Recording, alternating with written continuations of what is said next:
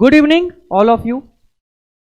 जैसा कि आप लोगों से कल की क्लास में मैंने कमिटमेंट किया था कि आज की क्लास में यूपी टीजीटी पीजीटी के प्रीवियस ईयर क्वेश्चंस डिस्कस किए जाएंगे। तो आज की क्लास में मैं आपके साथ आपके लिए लेकर आया हूं मैट्रिक्स और डिटर्मिनेंट के प्रीवियस ईयर क्वेश्चन के कुछ सीरीज, जिसमें हम बात करेंगे क्वेश्चन को किस तरीके से सॉल्व करना है, किस अप्रोच के साथ क्वेश्चन को हमें सॉल्व करना है, कौन से क्वेश्चन कॉन्सेप्ट से सॉल्व करने हैं, कौन से क्वेश्चन ट्रिक के माध्यम से सॉल्व करने हैं, किस क्वेश्चन को स्टैंडर्ड रिजल्ट के माध्यम से सॉल्व करना है। वो हर चीज आज की क्लास में हम कुछ क्वेश्चन के साथ अप्लाई करेंगे और सीखेंगे। स्टैंडर्ड रिजल्ट के जितने भी चीजें होंगी वो मैं आपके साथ अगली क्लास में वन बाय वन, जब मैट्रिक्स का चैप्टर स्टार्ट होगा तो बहुत ही इन डिटेल फॉर्म में आपको करवाऊंगा। तो जो भी बच्चे जुड़ रहे हो, जल्द से जल्द आप सारे बच्चे जुड़ जाएं। सारे बच्चे वन बाय वन आप जुड़ते चले जाएं। चीजों को किस तरीके से हमें सॉल्व करना है, कौन सी चीजें किस तरीके से हमें देखनी है, उन सभी चीजों का एक कंप्लीट डिस्कशन आज की क्लास में मैं आपके साथ करने जा रहा हूं। तो जल्द से जल्द आप सारे बच्चे जुड़ते चले जाएं। जैसा कि आपको बोर्ड पर मेरे पीछे दिख रहा होगा, 3 इक्वेशन दिए गए हैं। आपके यूपी के टीजीटी और पीजीटी के एग्जाम में सॉल्यूशन के क्वेश्चन बहुत ज्यादा पूछे गए हैं। हम क्वेश्चन को ऑप्शन एलिमिनेशन के प्रोसेस से सॉल्व कर सकते हैं, लेकिन जहां पर मैट्रिक्स या डिटर्मिनेंट में कंसेप्चुअल क्वेश्चन आ जाते हैं वहां पर कुछ चीजों को याद रखना हमारे लिए मैंडेटरी हो जाता है। कब क्वेश्चन में नो सॉल्यूशन होगा, कब क्वेश्चन यूनिक सॉल्यूशन होगा, कब क्वेश्चन में इनफिनाइट सॉल्यूशंस होंगे, ये जो बेसिक कंसेप्ट है वो मैंने बोर्ड पर लिख दिया है, ताकि जब मैं आपको क्वेश्चन को कंसेप्ट से करवाऊं तो चीजें आपके लिए बिल्कुल क्लियर हो। सबसे पहले मैं क्वेश्चन को कंसेप्ट से आपको करवाऊंगा, उसके बाद आपके लिए आपके प्रीवियस ईयर में जो क्वेश्चंस पूछे गए हैं उन क्वेश्चंस की सीरीज में जितने भी क्वेश्चंस आज की क्लास में हो पाएंगे मैं वन बाय वन उन क्वेश्चंस को सॉल्व करवाऊंगा। तो जो भी बच्चे जुड़ रहे हो, जल्द से जल्द आप सारे बच्चे लाइव आ जाओ ताकि क्लास स्टार्ट किया जा सके। तो आप देख सकते हो मेरे पीछे बोर्ड पर 3 इक्वेशन आपके पास दिए गए हैं। वो इक्वेशन कौन कौन से हैं, अगर मैं इसकी बात आपसे यहां पे करूं, वो इक्वेशन कौन कौन से हैं अगर मैं उसकी बात आपसे करूं तो आप कहोगे कि सर फर्स्ट इक्वेशन जो दिया था a1x plus b1y plus c1z equal to कोई कांस्टेंट है d1। हम यहां पर नॉन होमोजेनियस सॉल्यूशन की बात करेंगे। a2x plus b2y plus c2z equal to है d2। a3x plus b3y plus c3z equal to है d3। ये 3 इक्वेशन आपके पास हैं। मैंने क्या कहा आपसे, अब मेरी बातों को समझो। हमें x की वैल्यू निकालने के लिए पूछी जा सकती है एग्जाम में, y पूछा जा सकता है और z पूछा जा सकता है। x क्या होता है d1 अपॉन d। अब ये d1 क्या है, ये d क्या है, y क्या है d2 अपॉन d, z क्या है d3 अपॉन, यहां पर d होगा 3 नहीं होगा, z क्या है d3 अपॉन d। x की वैल्यू के लिए d1 अपॉन d, y की वैल्यू के लिए d2 अपॉन d और z की वैल्यू के लिए जो रिस्पॉन्सिबल है वो d3 अपॉन d होता है। ये d की वैल्यू कैसे निकाली जाए, d1 कैसे निकाला जाए, d2 कैसे निकाला जाए, d3 कैसे निकाला जाए, कौन सा सॉल्यूशन कंसिस्टेंट होगा, कौन सा सॉल्यूशन इनकंसिस्टेंट होगा, किस सिचुएशन में आपके पास नो सॉल्यूशन होगा, किस सिचुएशन में इनफिनाइट सॉल्यूशन होगा, किस सिचुएशन में यूनिक सॉल्यूशन होगा, उन सभी चीजों के बारे में आज की क्लास आपके लिए एक बहुत इंपॉर्टेंट क्लास है।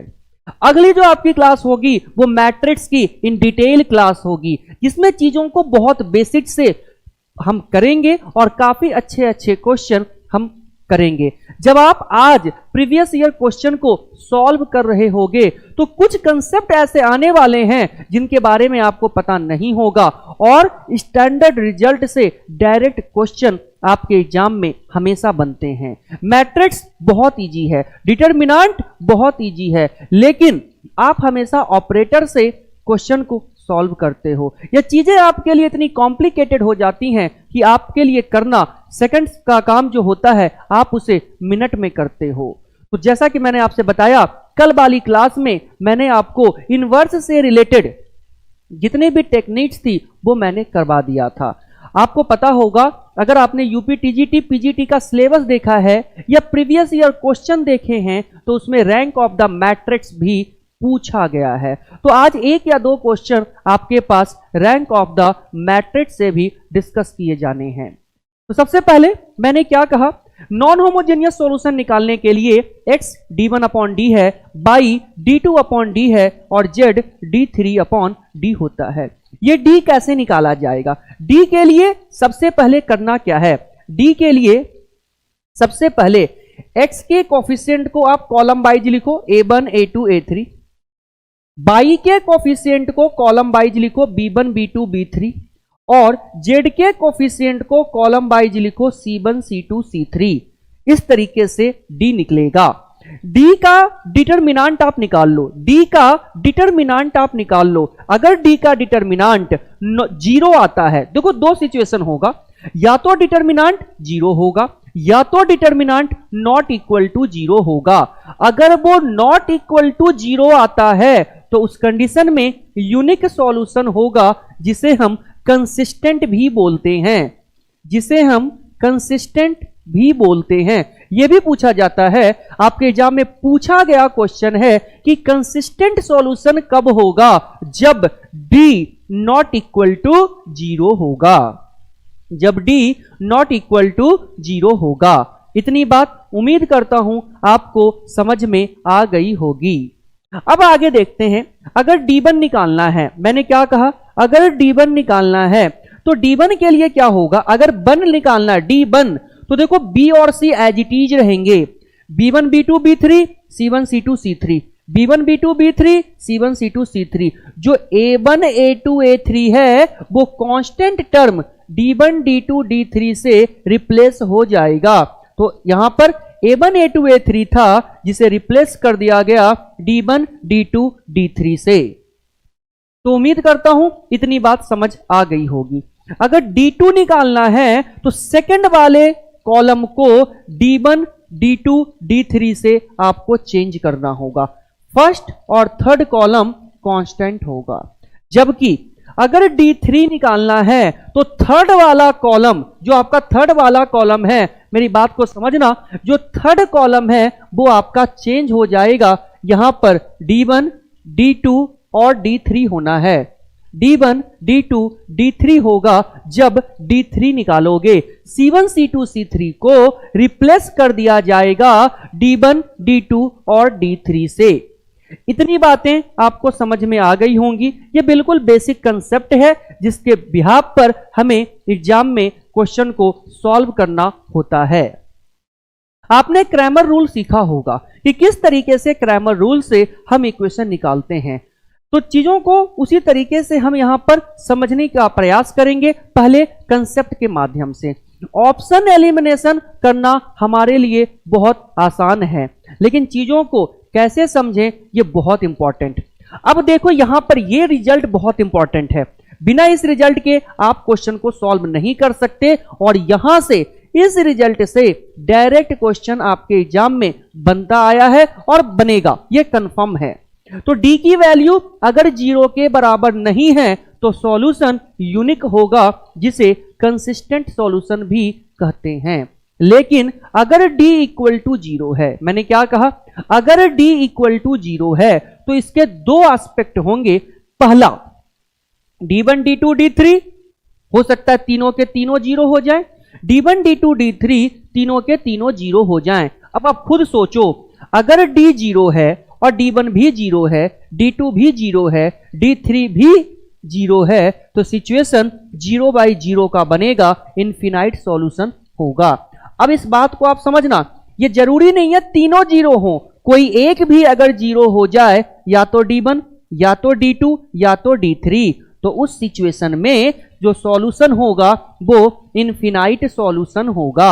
होता क्या है, आपके एग्जाम में 3 नॉन होमोजेनियस इक्वेशन दे दिया जाएगा, आपसे पूछा जा रहा है आपके एग्जाम में कि सॉल्यूशन होमोजेनियस है, नॉन होमोजेनियस है, या फिर यूनिक है, नो सॉल्यूशन है, कंसिस्टेंट है, इनकंसिस्टेंट है।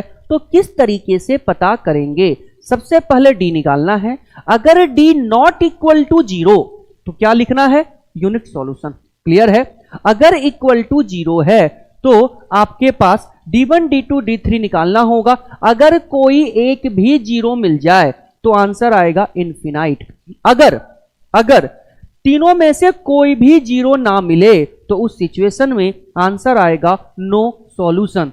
आंसर आएगा नो सॉल्यूशन। तो जितने भी बच्चे लाइव देख रहे हो, अगर ये बेसिक कंसेप्ट आपको नॉन होमोजेनियस इक्वेशन का सॉल्व करने का समझ आ चुका है तो एक बार कमेंट बॉक्स में यस सर टाइप कर दो। देखो नॉन होमोजेनियस इक्वेशन क्या है और होमोजेनियस इक्वेशन क्या है। आपके पास 3 अलग अलग इक्वेशन होंगे, वो आपके पास हमेशा नॉन होमोजेनियस इक्वेशन दिया जाएगा और उसका आपसे सॉल्यूशन पूछा जाएगा। सॉल्यूशन यूनिक होगा, सॉल्यूशन नो सॉल्यूशन होगा, या फिर सॉल्यूशन आपके इनफिनाइट होंगे। 2 तरीके से क्वेश्चन पूछे जाते हैं। एक तो ये कि किस टाइप का सॉल्यूशन है, ठीक है। दूसरा कंसिस्टेंट है या इनकंसिस्टेंट है। तीसरा क्वेश्चन कह देगा 3 इक्वेशन दे दिया जाएगा, आपसे कहा जाएगा नो सॉल्यूशन है तो किसी एक कांस्टेंट टर्म को लैम्डा या म्यू या अल्फा दे दिया जाएगा और आपसे पूछा जाएगा फाइंड लैम्डा, फाइंड म्यू। इस तरीके के क्वेश्चन आपके एग्जाम में पूछे जाते हैं। मैं क्वेश्चन बोर्ड पे लिख रहा हूं, क्वेश्चन को आप बहुत अच्छे से समझना। Question number 1, 2x minus y -2z equal to 2, x minus 2 y plus z equal to -4, x plus y plus lambda z equal to 4। आपसे कहा जा रहा है नो सॉल्यूशन है, नो सॉल्यूशन है, फाइंड लैम्डा, फाइंड लैम्डा। तो lambda की value निकालें, तो लैम्डा की वैल्यू निकालें। ये नॉन होमोजेनियस इक्वेशन होगा, ये नॉन होमोजेनियस इक्वेशन है। आपसे पूछा गया है बच्चे लैम्डा की वैल्यू निकालें। क्या करना है? सबसे पहले आप देखो नॉन होमोजेनियस इक्वेशन ये दिया हुआ है, नॉन होमोजेनियस इक्वेशन के ही आपके पास सॉल्यूशन निकलेंगे, नॉन होमोजेनियस इक्वेशन के ही आपके पास सॉल्यूशन निकलेंगे। मोनिका यादव का आंसर आ चुका -3। सबसे पहले देखना क्या है आपको? No solution. नो सॉल्यूशन कब होता है? जब आपके पास d की वैल्यू इक्वल टू 0 होती है। d कैसे निकलेगा? तो d निकालने के लिए आपको मैंने बताया है, सबसे पहले x के कोफिशिएंट, y का कोफिशिएंट और z का कोफिशिएंट लिखना होगा। x का कोफिशिएंट कितना था? 2, 1, 1। यहां तक ठीक है। ये कोफिशिएंट लिखो -1, ये कोफिशिएंट लिखो -2, ये कोफिशिएंट लिखो 1। ये कोफिशिएंट आपका -2, ये 1 और ये लैम्डा है। सबसे पहले आप यहां से इक्वल टू 0 रखोगे, क्योंकि इनफिनाइट सॉल्यूशन के लिए और नो सॉल्यूशन के लिए d की वैल्यू 0 होनी चाहिए। अब यहां पे डिस्क्रिमिनेंट को आप एक्सपेंड कर दो, 2 इंटू -2 लैम्डा -1। ये नेगेटिव 1 था जो कि पॉजिटिव 1 होगा, ये पूरा पार्ट हाइड होगा तो लैम्डा -1 होगा, -2 ये 1 होगा और ये प्लस का 2 होगा, इक्वल टू 0। देखो ये क्या होगा? -4 लैम्डा -2 प्लस लैम्डा -1। यहां देखो 3 इंटू -2 -6 इक्वल टू 0। तो -4 लैम्डा में से लैम्डा गया, -3 लैम्डा, 6 1 7 और 2 9 इक्वल टू 9। 3 से 3 टाइम में कैंसिल, तो लैम्डा की वैल्यू कितनी आएगी? -3 आएगी। लैम्डा की वैल्यू कितनी आएगी? -3 आएगी। अगर आप सबको समझ आ रहा है तो एक बार कमेंट बॉक्स में कमेंट करके जरूर बता दो और वीडियो को लाइक कर दो, शेयर कर दो। आगे बढ़ते हैं अगले क्वेश्चन के साथ। क्वेश्चन नंबर 2 आपके स्क्रीन पर क्वेश्चन है, x plus y plus z equal to 6, x plus 2 y plus 3z equal to 10। X plus 2y plus lambda z equal to mu. आपसे कहा जाता है इनफिनाइट सॉल्यूशन है, इनफिनाइट सॉल्यूशन है, find lambda and mu, find lambda and mu. जल्दी से बताएं comment box में कमेंट करके कि करेक्ट आंसर क्या होगा। 3 इक्वेशन आपको दिया गया है, 3 इक्वेशन दिए गए हैं। x plus y plus z equal to 6, x plus 2y plus 3z equal to 10, x plus 2y plus lambda z equal to mu. Infinite solution होगा तो आप बताना है लैम्डा और म्यू की वैल्यू क्या होगी। Find lambda and mu, lambda और म्यू की वैल्यू आपको बतानी है। देखो बच्चे क्वेश्चन में सेम टाइप से आपको क्वेश्चन को करना है। क्वेश्चन क्या कहता है ध्यान से समझो। लैम्डा कैसे निकलेगा, म्यू कैसे निकलेगा। सबसे पहले डी निकालेंगे, सबसे पहले डी निकालेंगे। अब जब डी निकालोगे तो आपको पता है कि अगर ये इनफिनाइट सॉल्यूशन है तो डी की वैल्यू किसके बराबर, आप कहोगे 0 के बराबर। आप क्या कहोगे, डी की वैल्यू किसके बराबर, तो आपका कहना यह है कि डी 0 के बराबर होगा। अगर डी 0 के बराबर होगा तो चीजों को सॉल्व करते टाइम लैम्डा निकल आएगा, ये कंफर्म्ड है। तो सबसे पहले निकालते हैं डी। डी के लिए क्या करते हैं, एक्स का कोफिशिएंट, वाई का कोफिशिएंट और जेड का कोफिशिएंट लिखते हैं, जो कि 1 1 1 है। यहां क्या लिखोगे आप 1 2 2 और यहां क्या लिखोगे आप 1 3 लैम्डा। इक्वल टू क्या करोगे 0 करोगे, इक्वल टू क्या करोगे 0 करोगे। ठीक है बिल्कुल। डी निकालने के लिए अब 1 इंटू ये क्या होगा 2 लैम्डा माइनस 6, माइनस में क्या करोगे 1। अब क्या करना है लैम्डा माइनस 3 प्लस क्या करना है 1, 2 माइनस 2 ये हो गया 0 इक्वल टू 0। तो क्या हो गया 2 lambda minus 6 minus lambda plus 3 equal to 0। 2 lambda में से लैम्डा गया लैम्डा, माइनस 3 इक्वल टू 0। तो लैम्डा की वैल्यू जो आई है वो 3 आई है, लैम्डा की जो वैल्यू आई है वो 3 आई है। यहां तक आपको सारी चीजें क्लियर हो गई हैं। अगर आपसे म्यू पूछा गया तो आपको मैंने बताया कि इनफिनाइट सॉल्यूशन के लिए या तो D1 D2 D3 तीनों 0 होंगे या तो मिनिमम एक 0 होना चाहिए। आप चाहो तो D1 निकाल लो।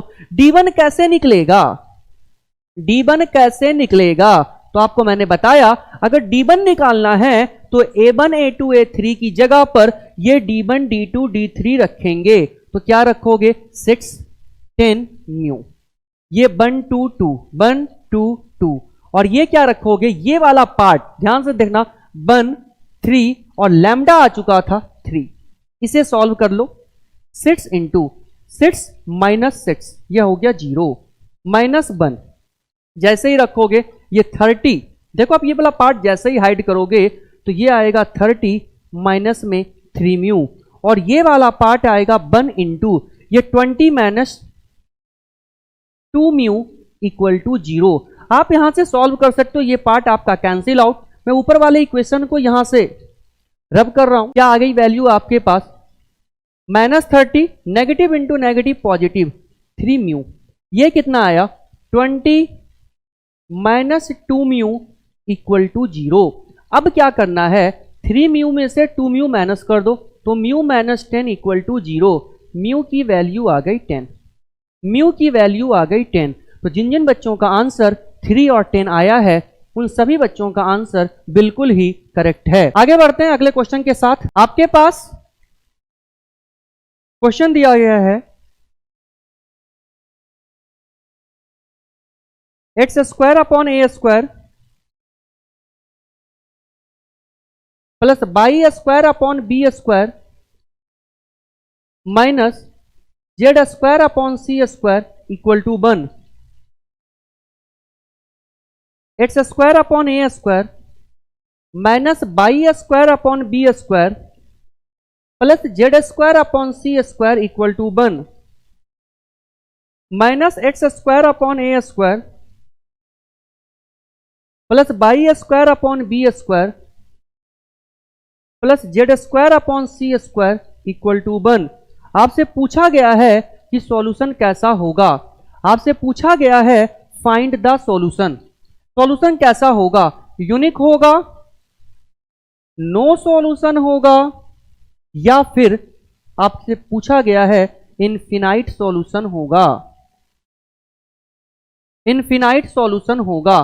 तो जल्दी से सारे बच्चे कमेंट बॉक्स में कमेंट करके बताएं कि इस क्वेश्चन का करेक्ट आंसर क्या है। सबसे पहले क्वेश्चन को सॉल्व करने के लिए क्या कंसेप्ट है वो समझो।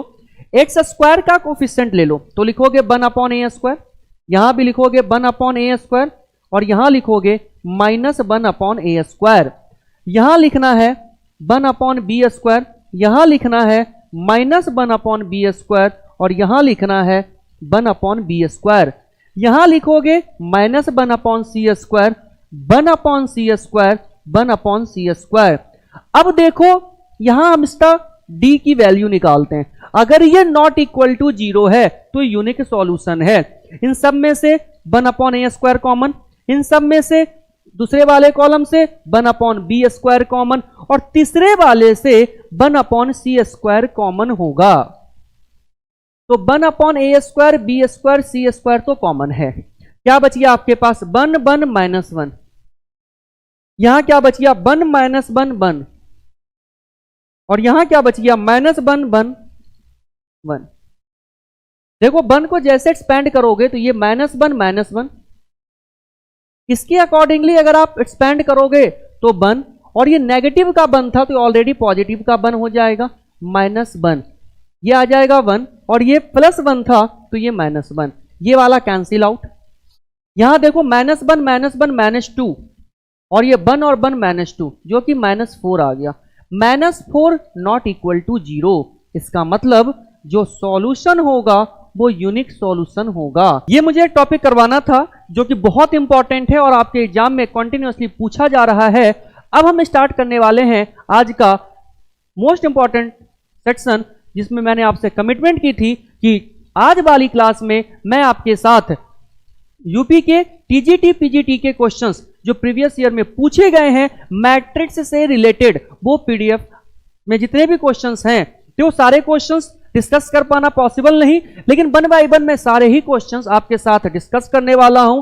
आज आपके साथ मैं कुछ क्वेश्चन लेकर आया हूं जिसमें बेसिक कंसेप्ट से क्वेश्चन सॉल्व होने हैं, कुछ स्टैंडर्ड रिजल्ट से भी सॉल्व होने हैं, कुछ क्वेश्चन ऐसे भी होंगे जिनमें आपको कंसेप्ट लगाने की जरूरत होगी, और कुछ क्वेश्चंस ऐसे भी होंगे अराउंड 80% क्वेश्चंस अगर आपने मेरी पहली क्लास बहुत अच्छे से समझ ली है तो क्वेश्चन सेकंड में सॉल्व होंगे, इसकी पूरी गारंटी मेरी।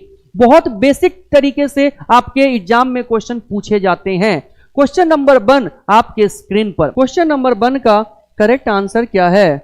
सबसे पहले पारुल दहिया का आंसर आ चुका है ऑप्शन नंबर ए। समझते हैं पहले इस क्वेश्चन के कंसेप्ट को और उसके बाद हम क्वेश्चन के टेक्निक को कि क्वेश्चन की टेक्निक क्या हो सकती है। सबसे पहले देखें क्वेश्चन नंबर 1 क्या कहना चाहता है आपके पास।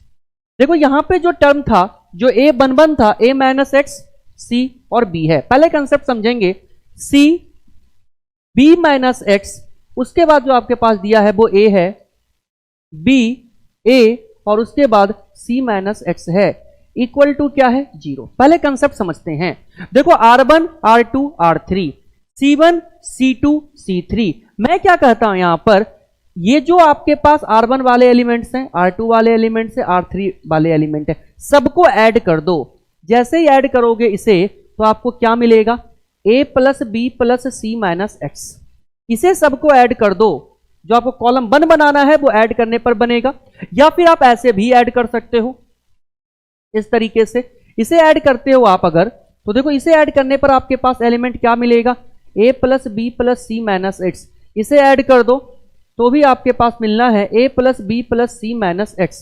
ये एलिमेंट है c, b - x a, ये एलिमेंट है b a और c - x।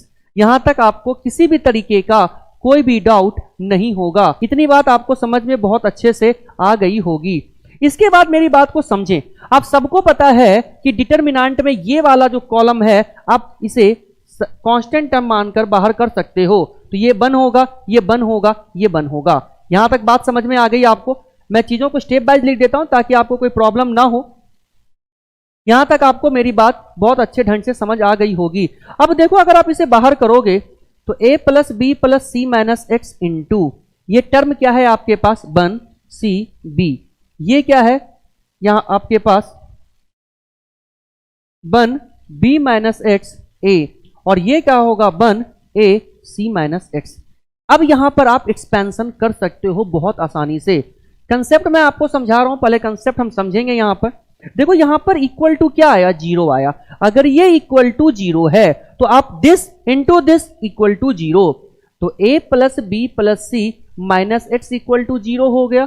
a plus b plus c equal to x हो गया, और गिवन कंडीशन है कि a plus b plus c 0 के बराबर है। a plus b plus c 0 के बराबर है, तो आप कह सकते हो कि x की जो वैल्यू है वो 0 होगी। x की जो वैल्यू है वो 0 होगी। आपसे पूछा भी जा रहा है find the solution of x, तो आंसर करेक्ट होगा 0। उम्मीद करता हूं यहां तक की बात आपको बहुत अच्छे से समझ आ गई है। अब मैं इसी क्वेश्चन को टेक्निक के माध्यम से आपको बताऊंगा कि किस तरीके से इस क्वेश्चन को सॉल्व किया आसानी से जा सकता था। देखो, आपके पास जो क्वेश्चन तो आप देख सकते हो a माइनस एक्स सी और ये b था, इक्वल टू क्या था 0, इक्वल टू क्या था 0। आप सभी बच्चे को एक बात पता है कि किसी भी डिटरमिनेंट की वैल्यू 0 कब आती है, जब या तो 2 रो या 2 कॉलम सेम हो जाए, या कोई एक पर्टिकुलर रो या एक पर्टिकुलर कॉलम 0 बन जाए। अगर ऐसी सिचुएशन क्रिएट होती है, आप मेरी बात को बहुत अच्छे से समझना, तो उस सिचुएशन में अगर आप इसे 0 के इक्वल करते हो, मान लिया जाए ये वाला पर्टिकुलर रो 0 के इक्वल था, तो यहां देखो b भी 0 बनेगा, c भी 0 बनेगा, और a माइनस एक्स भी 0 है, तो a की वैल्यू कितनी आ गई, x आ गई। जो कंडीशन गिवन था आपके पास a plus b plus c equal to 0, अगर c 0 है, b 0 है और रिजल्ट 0 लाना है, तो बट ओबियस a की वैल्यू भी 0 होगी, और a किसके बराबर, x के बराबर, तो करेक्ट आंसर आ गया 0। उम्मीद करता हूं यह टेक्निक आपको बहुत अच्छे से समझ आ गई होगी, और किसी भी तरीके का कोई भी डाउट आपको नहीं होगा। किसी भी कॉलम किसी भी रो को कंसीडर कर सकते हो। यहां देखते हैं, अगर सपोज करते हैं हमें ये वाला कंसीडर करना था कि ये कॉलम 0 है, तो आप सिंपल सी बात है b 0 हुआ, a 0 हुआ। अगर a और b 0 है तो c माइनस एक्स भी 0 होगा, c की वैल्यू x के बराबर। कंडीशन था a plus b plus c 0 है, अगर यहां पर b और a 0 होगा तो बट ओबियस c की वैल्यू 0 होगी, और अगर c 0 है तो x की वैल्यू भी 0 होगी। आगे बढ़ते हैं अगले क्वेश्चन के साथ। क्वेश्चन नंबर 2 आपके स्क्रीन पर क्या कहता है क्वेश्चन, ध्यान से यहां देखते हैं।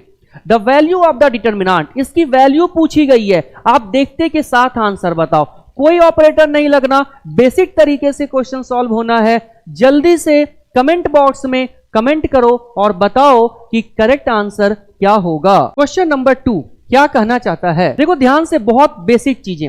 अगर कभी भी क्वेश्चन आपके पास इस तरह का एग्जाम में आता है, आप कॉलम के बीच का डिफरेंस देख लो, 13-16 का अंतर 3 का, 16-19 का अंतर 3 का, 14-17 का अंतर 3 का, 17-20 का अंतर 3 का, 15-18 का अंतर 3 का, 18 और 21 का अंतर 3 का। इसका मतलब डिफरेंस सेम है। अगर डिफरेंस सेम है तो आंसर आपका 0 है। मैंने क्या बोला, अगर डिफरेंस सेम है तो आंसर आपका 0 है, जो कि आपके ऑप्शन नंबर डी में है। तो किसी भी तरीके का कोई भी ऑपरेटर लगाने की बिल्कुल भी जरूरत